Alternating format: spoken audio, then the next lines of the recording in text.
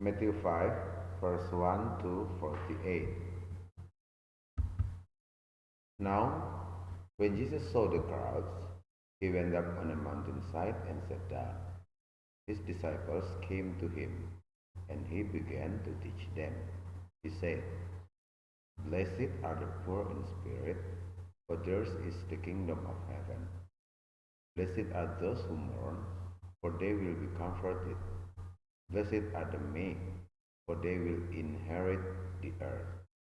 Blessed are those who hunger and thirst for righteousness, for they will be filled. Blessed are the merciful, for they will be shown mercy. Blessed are the poor in heart, for they will see God.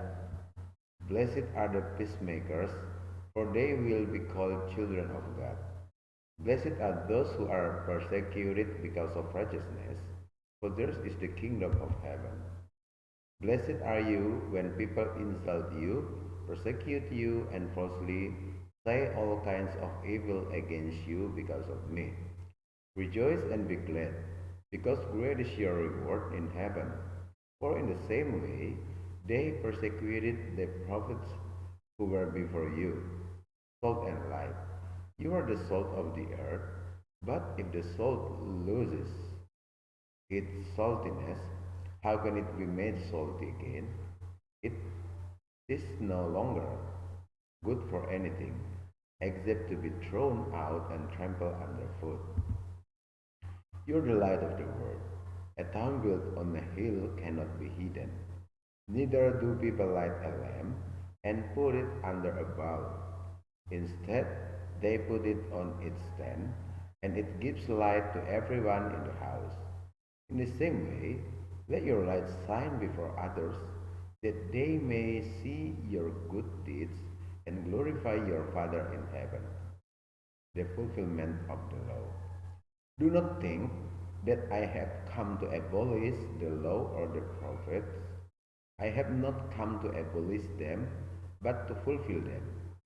For truly, I tell you, until heaven and earth disappear, not the smallest letter, not the least stroke of a pen will by any means disappear from the law until everything is accomplished.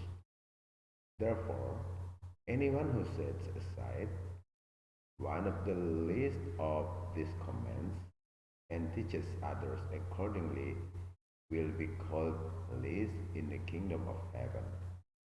But whoever practices and teaches these commands will be called great in the kingdom of heaven. For I tell you that unless your righteousness surpasses that of the Pharisees and the teachers of the law, you will certainly not enter the kingdom of heaven. Murder.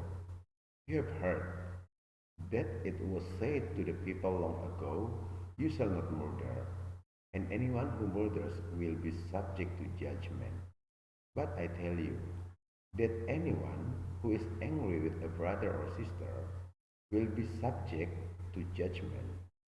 Again, anyone who says to a brother or sister, "Raja," is answerable to the court, and anyone who says, "You fool," will be in danger of the fire of hell.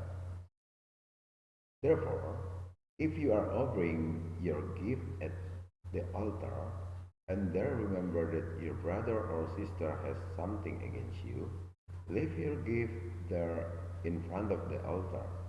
First go and be reconciled to them. Then come and offer your gift. Settle matters quickly with your adversary who is taking you to court. Do it while you are still together on the way, or your adversary may hand you over to the judge, and the judge may hand you over to the officer, and you may be thrown into prison. Truly I tell you, you will not get out until you have paid the last penny. Adultery. You have heard that it was said, "You shall not commit adultery."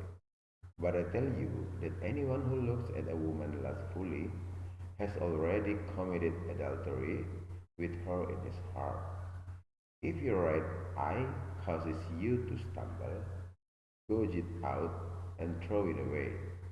It is better for you to lose one part of your body than for your whole body to be thrown into hell. And if your right hand causes you to stumble, cut it off and throw it away. It is better for you to lose one part of your body than for your whole body to go into hell. Divorce. It has been said, anyone who divorces his wife must give her a certificate of divorce. But I tell you that anyone who divorces his wife, except for sexual immorality, makes her the victim of adultery, and anyone who marries a divorced woman commits adultery. Oaths. Again, you have heard that it was said to the people long ago, do not break your oath, but fulfill to the Lord the vows you have made. But I tell you, do not swear an oath at all, either by heaven, for it is God's throne, or by the earth, for it is his footstool, or by Jerusalem, for it is the city of the great king. And do not swear but your head, for you cannot make even one hair white or black. All you need to say is simply yes or no. Anything beyond this comes from the evil one. Eye for eye. You have heard that it was said, eye for eye and tooth for tooth. But I tell you, do not resist an evil person. If anyone slaps you on the right cheek, turn to them the other cheek also. And if anyone wants to sue you and take you sword, hand over your coat as well. If anyone forces you to go 1 mile, go with them 2 miles. Give to the one who asks you, and do not turn away from the one who wants to borrow from you. Love for enemies. You have heard that it was said, love your neighbor and hate your enemy. But I tell you, love your enemies and pray for those who persecute you, that you may be children of your Father in heaven. He causes his sun to rise on the evil and the good, and sends rain on the righteous and the unrighteous. If you love those who love you, what reward will you get? Are not even the tax collectors doing that? And if you greet only your own people, what are you doing more than others? Do not even pagans do that? Be perfect, therefore, as your heavenly Father is perfect.